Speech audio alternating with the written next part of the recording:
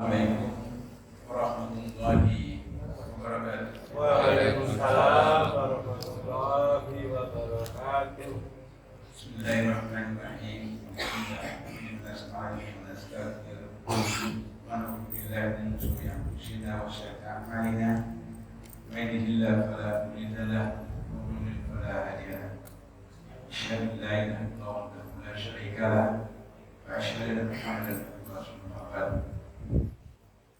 Ta'ala karim billahi minasyaitonir rajim. Alif lam mim.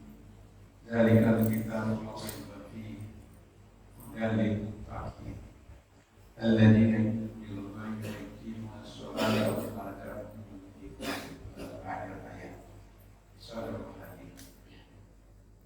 Jemaah salat subuh yang insyaallah kita Allah Subhanahu wa taala tidak henti-hentinya kita menyampaikan rasa syukur Allah Ta'ala yang selamat dan tidaknya kita masih menikmati iman Islam sebagai salah satu kesempatan sehingga kita dapat bermujahadah dan melaksanakan salah satu keibadahan secara jamaah salat subuh, dan kita lanjutkan dengan sedikit talqin.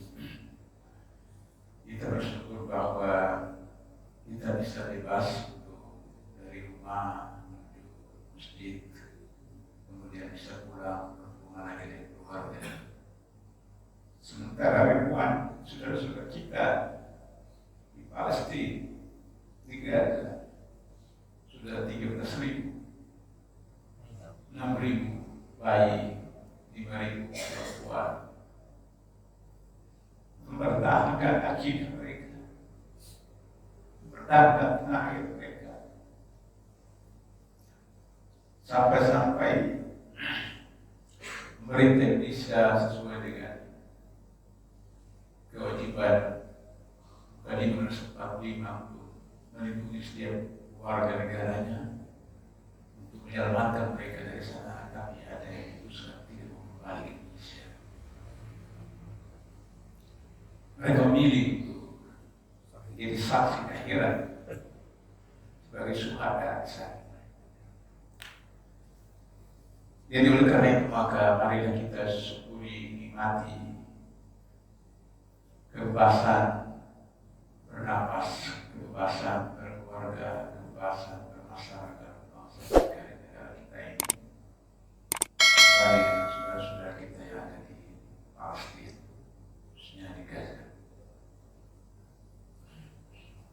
Pada pagi ini saya akan komunikasikan, kita diskusi tentang masa remaja Rasulullah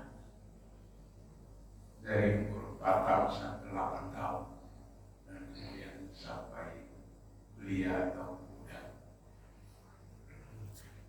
Ketika berumur 4 tahun beliau tinggal di ibu susunya Halimatus Sa'diyah di pedalaman, dan seperti kita tahu bahwa Halimatus Sa'diyah itu punya beberapa anak dan bukan keluarga yang berada. Karena kalau keluarga berada, maka Halimah tidak pergi ke kota Madinah dan kota Mekah untuk mencari bayi yang baru lahir untuk menjadi inang pengasuh atau ibu susu. Karena itulah Muhammad remaja umur 4 tahun sudah bersama-sama dengan saudara-saudara susunya mengembalakan kambing. Kemudian setelah dikembalikan ke ibunya dan kemudian meninggal ibunya, dan pada usia 8 tahun Rasulullah tinggal dengan pamannya Abu Talib. Pamannya Abu Talib juga punya anak yang banyak dan bukan keluarga yang kaya, maka umur 8 tahun Rasulullah juga membantu mengembalakan kambing, bukan milik pamannya Abu Talib, tapi orang-orang Mekah, dan mendapat upah. Apa yang kita bisa tarik dari peristiwa ini, bahwa beliau dalam satu riwayat yang disampaikan oleh Bukhari, tidaklah Allah mengutus seorang nabi kecuali menggembalakan kami. Sahabat lantas bertanya,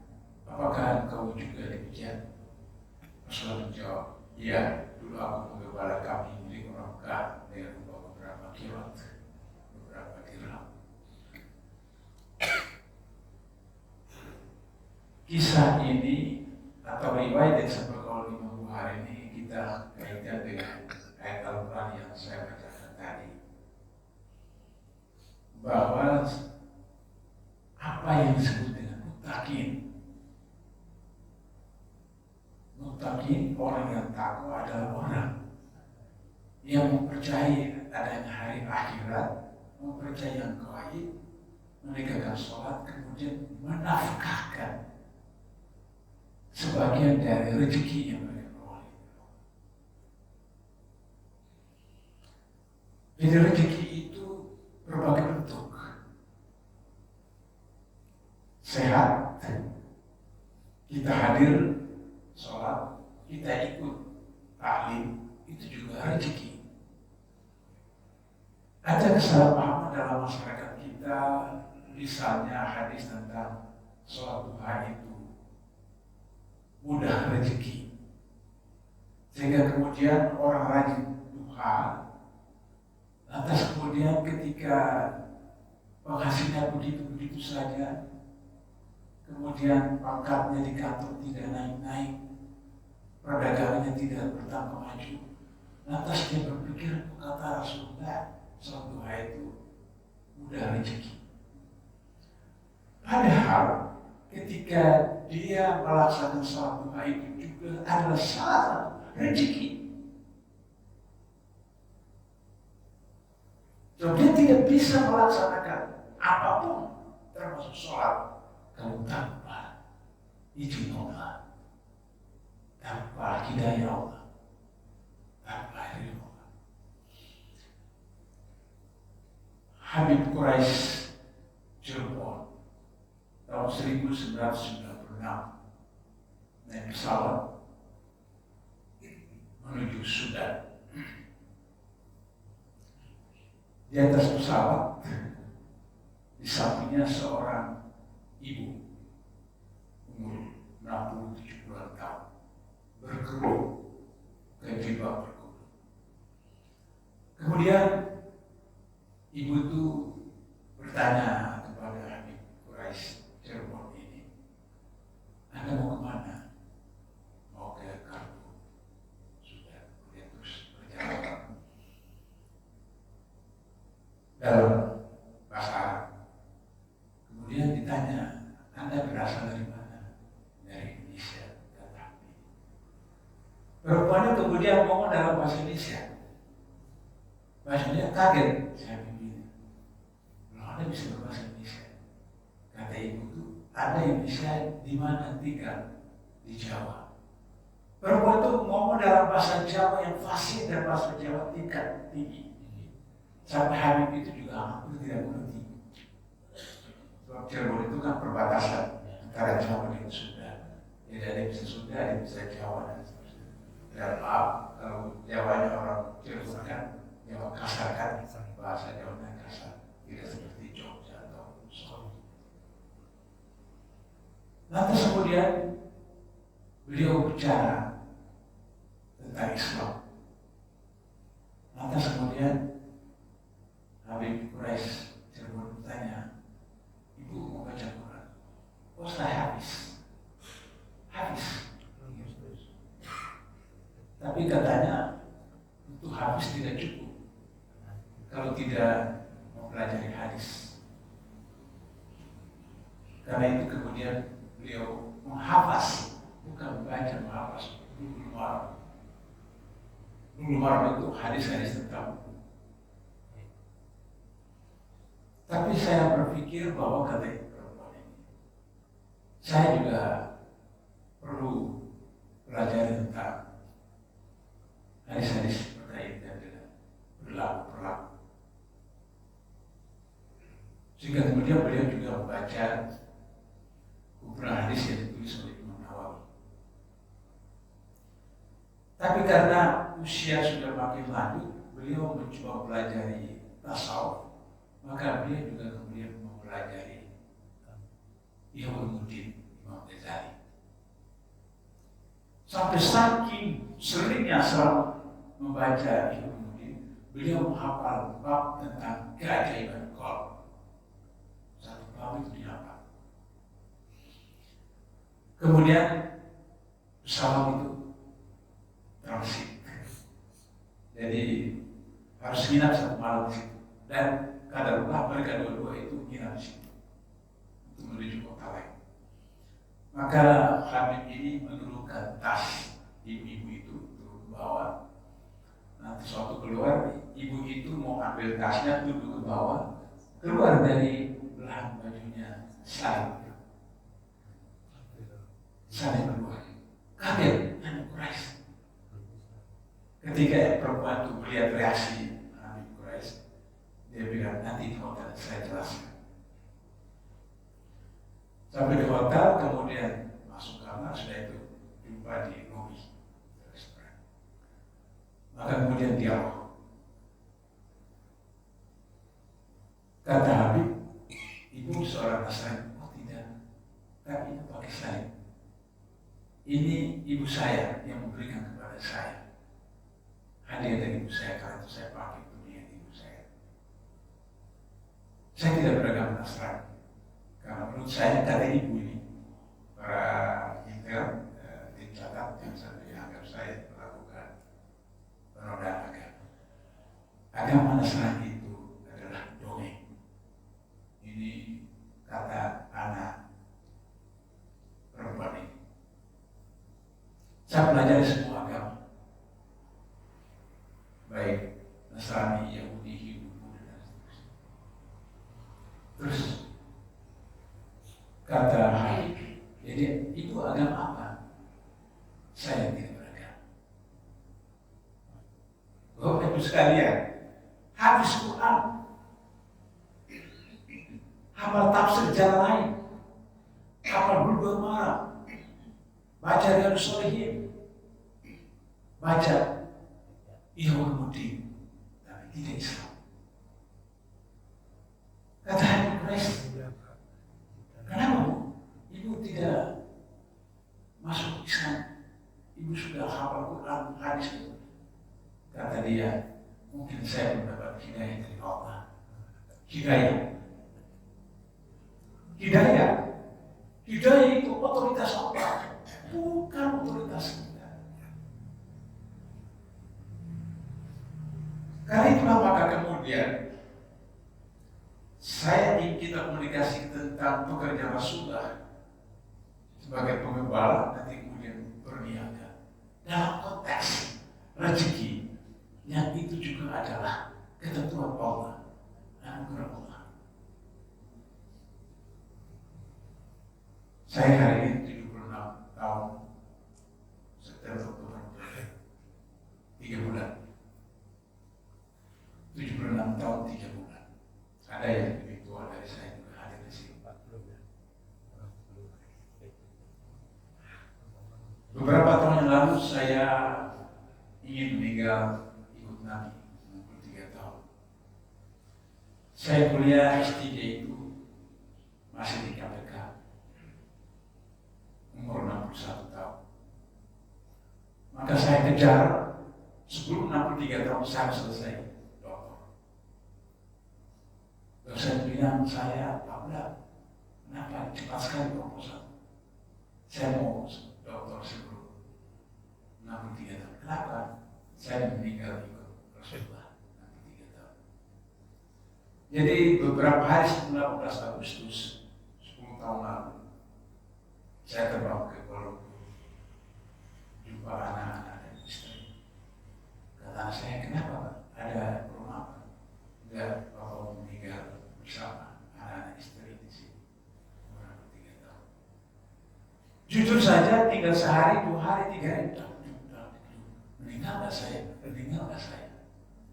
Itu 10 tahun lalu. 13 tahun lalu.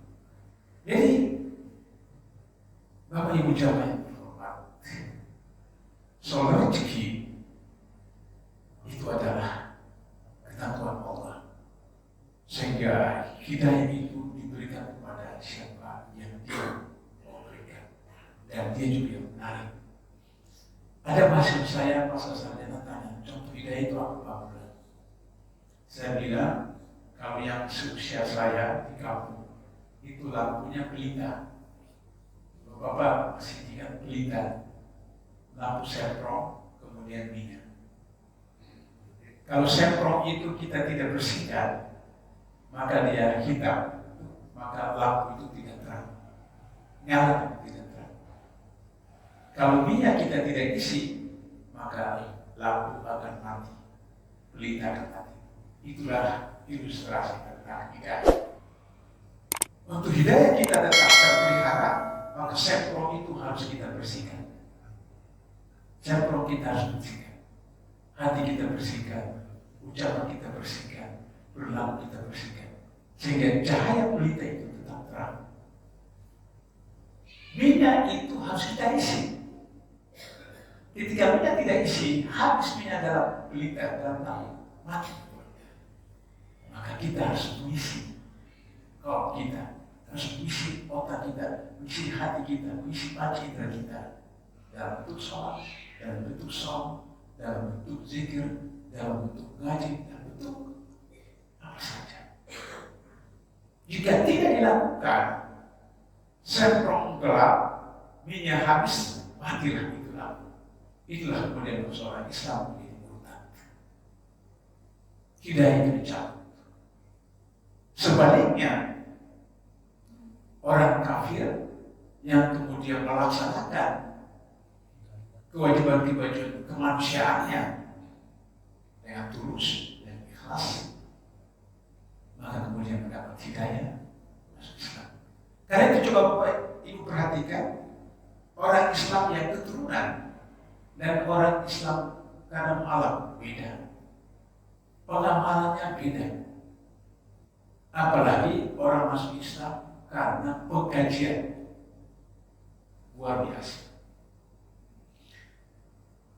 Jadi saya mulai dengan kepala tadi itu bahwa saya pernah melihara kambing. Saya mau coba bagaimana sampai Nabi itu dan para Nabi itu menjadi pengembala kambing. Bapak-bapak, kambing kalau kita tarik ke sini, dia lari, mundur lari. Kita tarik, dia mundur, dia berlawanan. Saya kira begitu. Bagaimana agar supaya kambing itu kita tarik, dia tidak melawan? Tapi bagaimana? Berarti kita tidak boleh tarik, tapi kita dari belakangnya. Tarik itu bukan, punggungnya di belakang. Manusia jauh beribu kali lipat bandelnya daripada kambing. Kambing kalau dikasih rumput kering, dia tidak makan. Kambing dikasih rumput hijau, dia makan. Manusia tidak perlu rumput hijau, rumput kering, dia makan semua. Apalagi dipakai kacamata hijau, rumput kering jadi hijau. Rafael, take home pay-nya 1 bulan 51 juta. S3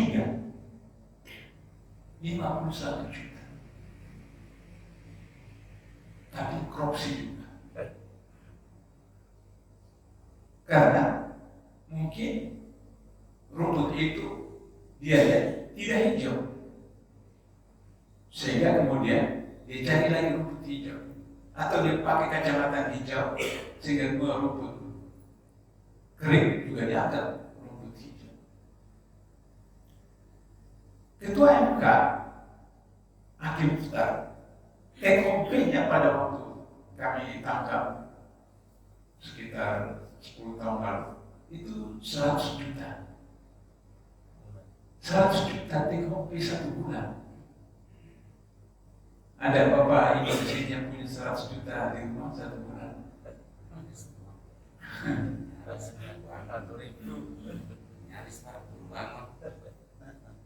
Jadi saya berpikir apa dia setiap hari makan emas atau makan perak sehingga 100 juta itu tidak cukup sehingga kemudian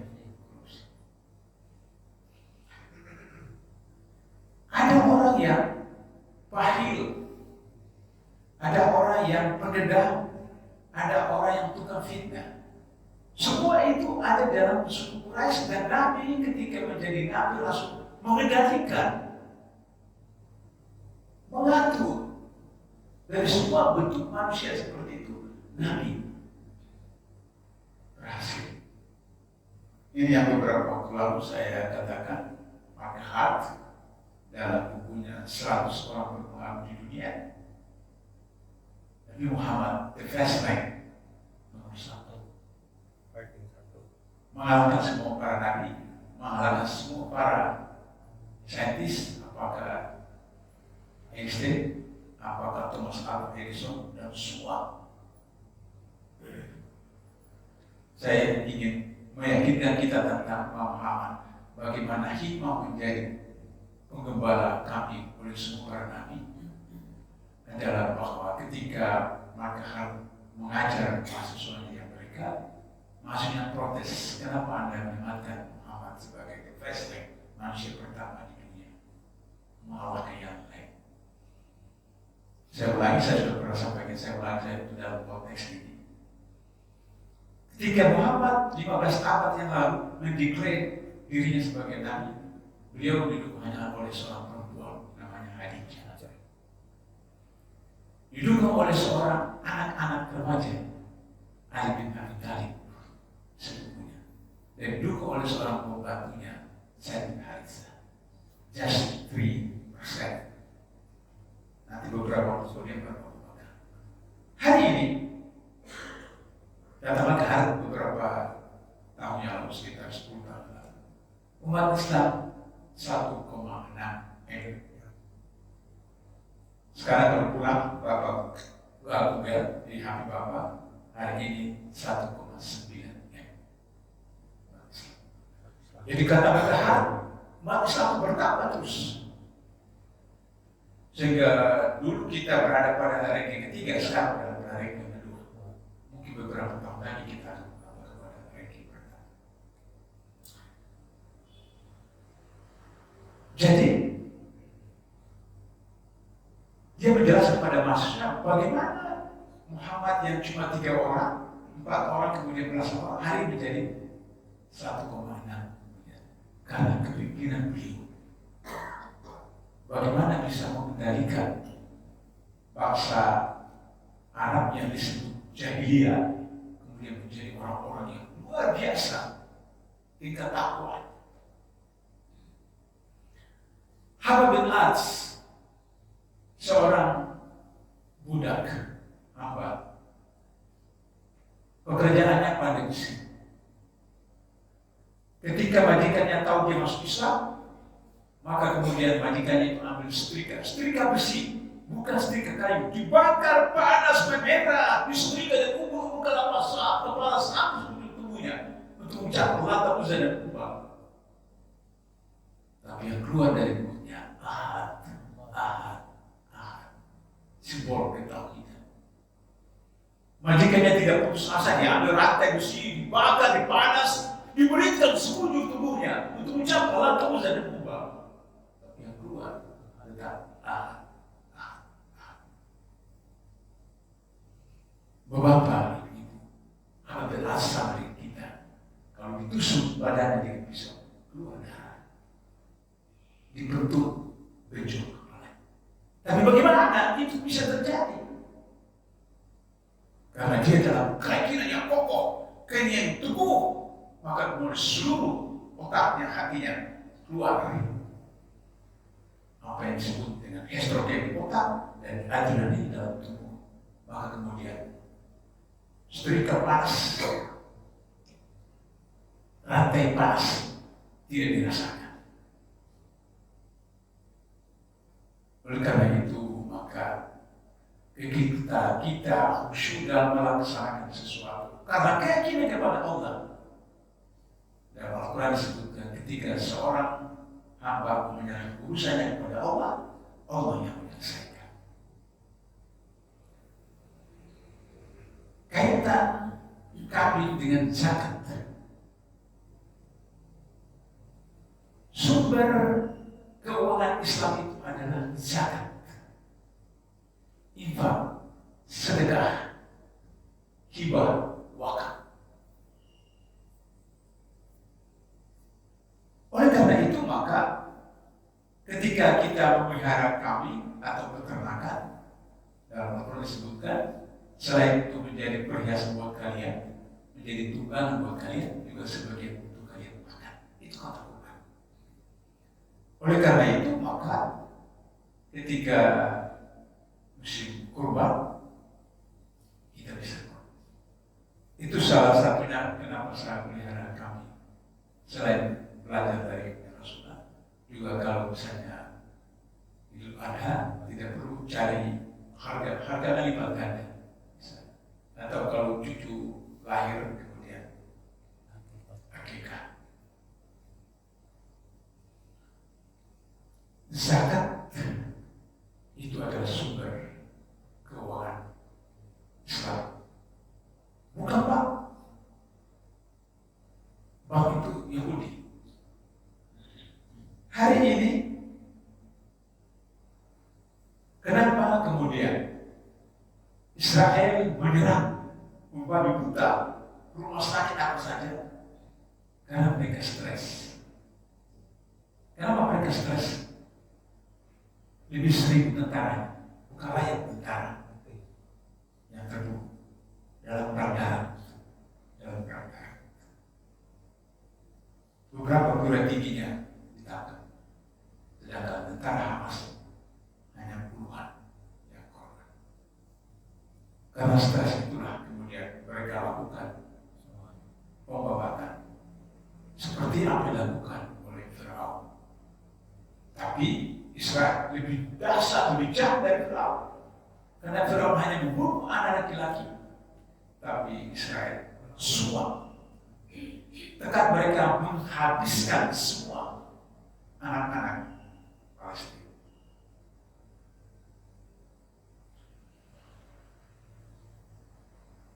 Boykot yang dilakukan dengan tidak KFC dan lainnya, keuangan Israel jatuh merosot, kemudian utang meninggi, dan beberapa kedutaan sudah menarik diri dari Yerusalem.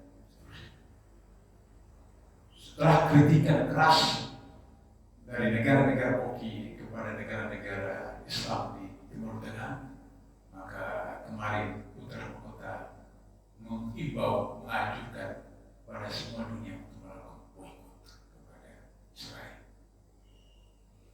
Nah, jadi oleh karena itu maka ketika kita kembali kepada pekerjaan Nabi tentang pengembala kambing yang kemudian untuk konsumsi, untuk kendaraan dan untuk zakat, maka bagian terakhir yang ingin saya sampaikan kesempatan ini adalah beliau kemudian berdagang. Dalam salah satu hadis kata Rasulullah, dari 10 rezeki 9 ada pada perniagaan. 10 rezeki 9 ada pada perniagaan.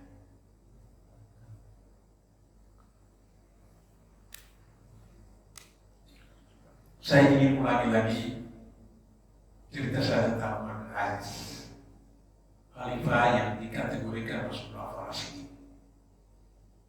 Para ulama sepakat bahwa Farasidi itu ada 5 orang, Abu Bakar, Umar, Utsman, Ali, dan Umar bin Aziz. Karena kepimpinannya serupa dengan keempat khalifah. Beliau perintahkan kepada gubernurnya untuk membayar semua orang yang harus dibayar. Dan gubernur kemudian melaksanakan perintah itu, kemudian melapor kepada Umar bin Aziz, semua yang harus dibayar, Baitul Mal masih penuh dengan emas dan perak, dinar dengan dirham. Kemudian Umar bin Aziz lagi mengirim surat, bayarkan orang yang punya utang bukan karena konsumtif. Bukan utang karena konsumtif. Jadi misalnya berutang karena beli HP, berutang karena beli laptop, berutang karena beli mobil, tidak boleh. Tidak boleh. Berutang hanya karena kelaparan, dibenarkan. Berutang karena sakit mau berobat, tidak ada uang, dibenarkan. Berutang karena anak mau sekolah, tidak ada uang sekolah, dibenarkan. Jadi utang yang dibenarkan dalam Islam adalah makan, minum, berobat, dan pendidikan. Dua itu konsumtif. Maka kemudian perintah pun dilaksanakan dan kemudian lapor. Semua yang punya utang bukan karena konsumtif sudah dibayar, dilunasi, tapi baitul mal masih penuh dengan emas dan perak, dinar dan dirham. Kemudian Imam Aziz perintahkan lagi yang ketiga, nikahkan laki-laki puja yang harus menikah tapi tidak punya uang.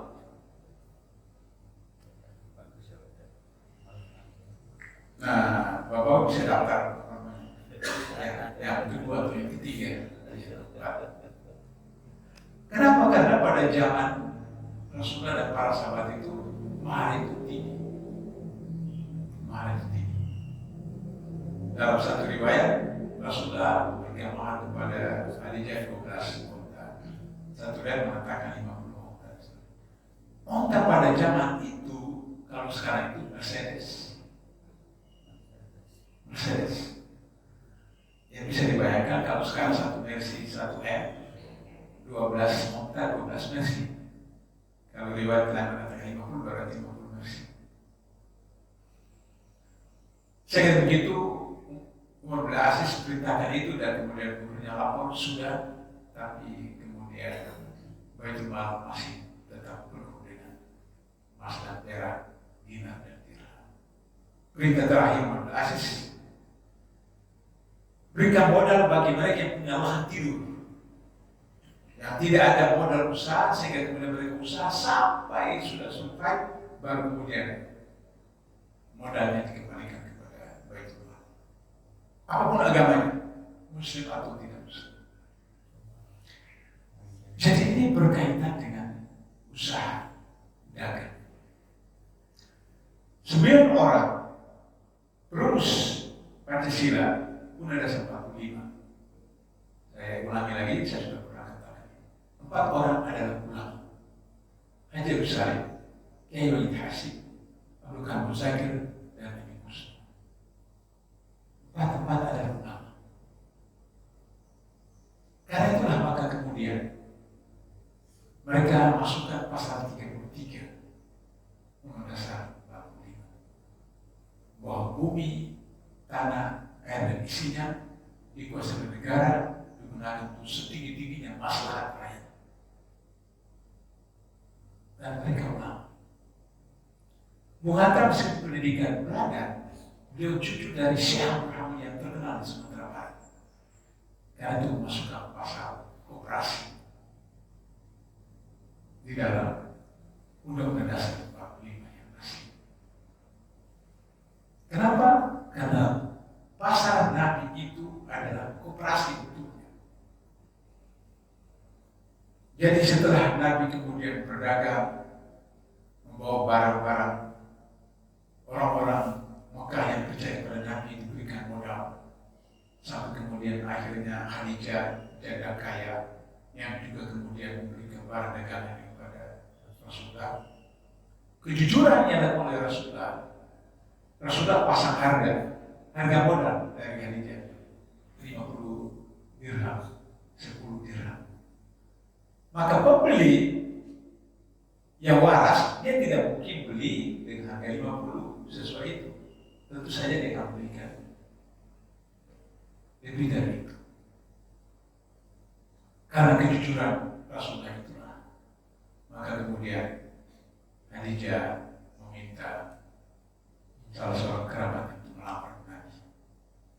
Jadi dalam syirat tidak salah perempuan melamar laki-laki, seperti yang diterapkan di Sumatera Barat hari ini. Sumatera Barat, perempuan yang melamar laki-laki, tentu melalui mekanisme tertentu. Saya mau akhiri pertemuan kita pagi ini adalah bahwa perdagangan Rasulullah pertama karena kerja keras, kedua karena jujur, ketiga karena disiplin, keempat karena tidak mencurangi timbangan takaran, yang kelima tidak menjual barang rusak, dan kemudian yang keenam tidak menindas pembeli, dan terakhir tidak ada riba. Inilah prinsip prinsip perdagangan rasul. Yang kemudian ketika sudah menjadi rasul, maka program terakhir di Madinah adalah Rasul perintahkan buka pasar. Buka pasar. Pertama, Arqam, kedua hijrah, ketiga penyatuan hati umat, kemudian membangun masjid, kemudian buka pasar. Karena pasar itu. Bagaimana bentuknya koperasi? Kalau orang yang pertama dari pintu masuk, tentu belanja banyak. Begitu sampai ke sekian orang, maka dia akan katakan, maaf Tuhan, beli sama teman yang sebelah, karena belum ada yang beli, maka datang ke sini. Sekian orang, maka dia katakan, maaf, jangan lagi beli saya, beli di sini. Itulah prinsip koperasi. Bersama-sama besar, bersama-sama menderita. Bukan sistem yang kita kenal dengan MNC, Multinational Corporation. Itulah ekonomi Yahudi internasional. Yang besar makin besar, yang kecil makin kecil. Oligarki yang 9 naga, 4 orang punya kekayaan sama dengan 100 juta rakyat Indonesia. Dan salah satu dari mereka mempunyai sekian ribu hektar, bahkan 80,2 lahan, 80,2% lahan di Indonesia dikuasai oleh 9 naga karena MNC. Nah, Islam memperkenalkan sistem koperasi, karena itulah maka kemudian harus diserahkan kepada negara melalui BUMN, BUMD, koperasi dan seterusnya. Barangkali itulah yang bisa saya sampaikan pada kesempatan hari ini. Kalau ada pertanyaan, kira-kira beberapa menit sebelum kita akhiri, silakan.